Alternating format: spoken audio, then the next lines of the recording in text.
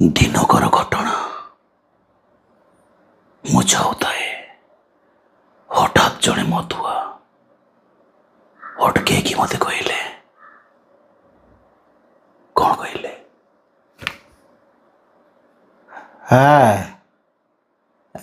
ସାରେ ମୁଁ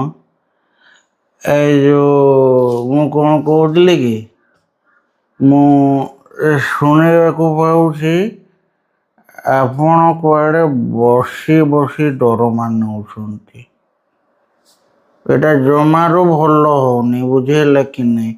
ଆପଣ କେମିତି ବସି ବସି କେମିତି ଦରମା ନେବେ କହୁନାହାନ୍ତି?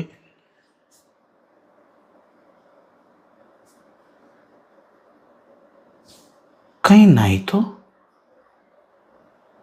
ମୁଁ ଆଜ୍ଞା ଖାଲି ବସି ବସି ନୁହଁ, ଠିଆ ଠିଆ ମଧ୍ୟ ମୁଁ ଦରମା ନେଉଛି, ଦେଖୁନାହାନ୍ତି?